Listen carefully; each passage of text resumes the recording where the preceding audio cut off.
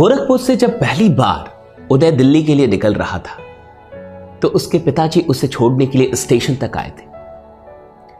तब उसके पिताजी ने उससे जाते वक्त एक बात कही कि बेटा याद रखना कि तुम्हारे पिता कोई ऑफिसर नहीं है और तुम्हें पता है कि मैं एक प्राइवेट कंपनी में एक छोटी सी नौकरी करता हूं और उसमें जितने मुझे पैसे मिलते हैं उसमें यह संभव नहीं था कि मैं तुम्हें दिल्ली पढ़ने के लिए भेज पाऊं, लेकिन मैं ऐसा सिर्फ इसलिए कर रहा हूं कि मुझे तुम पे बड़ा विश्वास है कि तुम मेरे सपने को पूरा करोगे और तुम जरूर एक सरकारी नौकरी लेने में सफल होगे।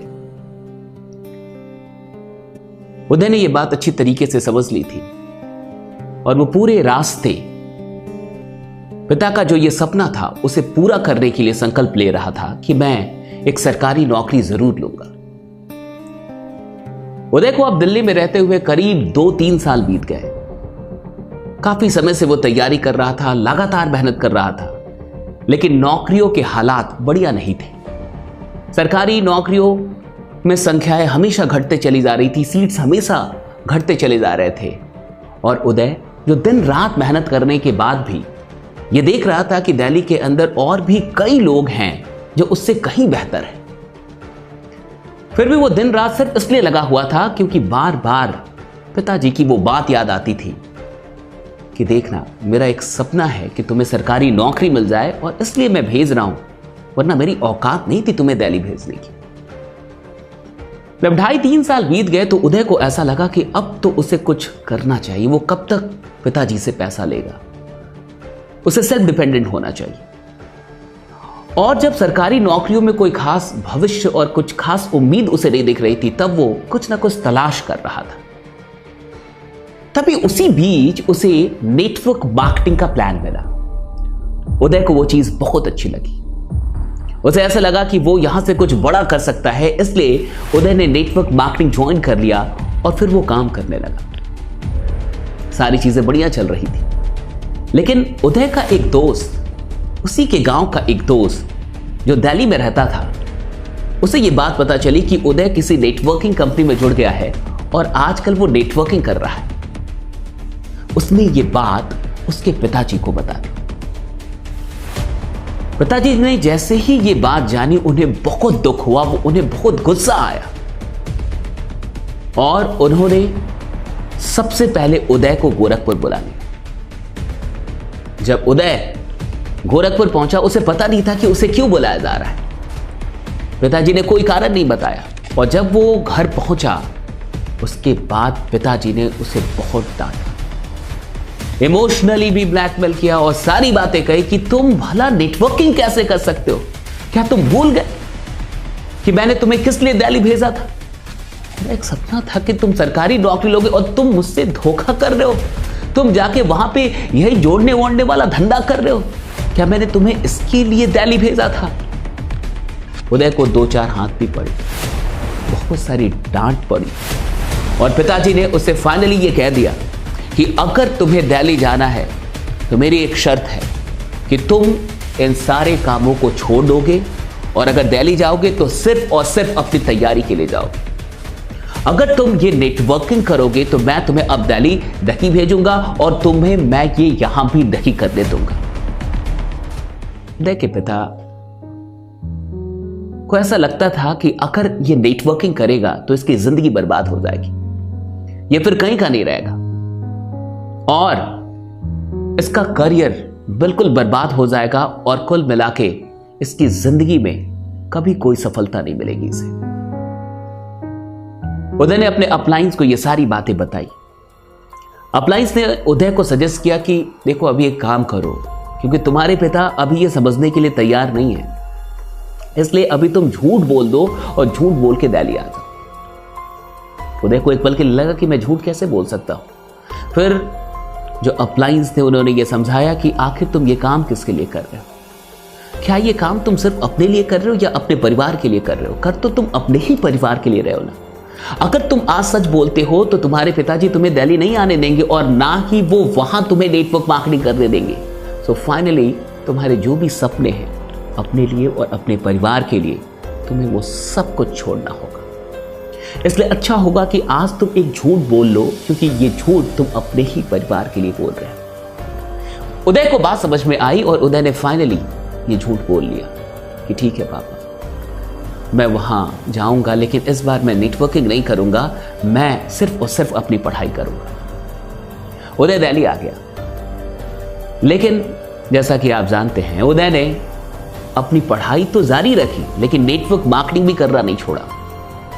वो दिन के 2-3 घंटे निकाल के नेटवर्क बनाने पे ध्यान देता था और बाकी के समय में वो सेट प्रैक्टिस किया करता था। अब लगभग उदय को रहते हुए 5-5.5 साल हो गए, लेकिन रिजल्ट के नाम पे कुछ भी नजर नहीं आ रहा था। नौकरी नहीं लग रही थी, नौकरी नहीं हो रही थी। और इधर वक्त आ गया 2020 के मार्च का। उदय की एक बहन थी जिसकी शादी होनी थी, और शादी फिक्स हो गई थी फरवरी में ही, और शादी होनी थी नवंबर-दिसंबर में। सारी डेट फिक्स थे, सब कुछ फिक्स हो चुका था। लेकिन मार्च में लॉकडाउन हो गया, और इसी लॉकडाउन में उदय के पिता की नौकरी चली गई। वो एक छोटे से कर्मचारी थे, वो भी एक प्राइवेट कंपनी में। उस कंपनी ने उन्हें नौकरी से तब निकाल दिया, और लॉकडाउन में उस कंपनी ने हाथ जोड़ लिया कि अब हम आपको पैसे नहीं दे सकते, सैलरी नहीं दे सकते, अब आप देख लीजिए। उदय के पिता ने कई बार मालिक के सामने ये याचना की कि उनकी बेटी की शादी होने वाली है, सब कुछ फिक्स हो चुका है, उनको पैसों की काफी आवश्यकता है, आप प्लीज मुझे नौकरी से मत निकालिए। ये सारी चीजें की, लेकिन वो कंपनी कुछ भी सुनने के लिए तैयार नहीं थी, और फाइनली उदय के पिता को नौकरी गंवानी पड़ी। इधर जो लड़के वाले थे वो बार बार ये कह रहे थे कि पैसा हमें कब तक मिलेगा। आप बेहतर तरीके से जानते हैं कि भारत में अधिकतर शादियां हो सकता है कि पेपर पे बिना दहेज के हो, लेकिन प्रैक्टिकली वहां दहेज चलता ही चलता है। कुछ शादियां डेफिनेटली होती है जहां दहेज नहीं चलता, लेकिन अधिकतर शादियों की रियलिटी आप बेहतर जानते हैं। उदय के पिता काफी स्ट्रेस थे, काफी टेंशन में थे कि आखिर अब वो क्या करें। उन्होंने ये सारी बात उदय की मां को बताई, और मां को सब कुछ पता चला।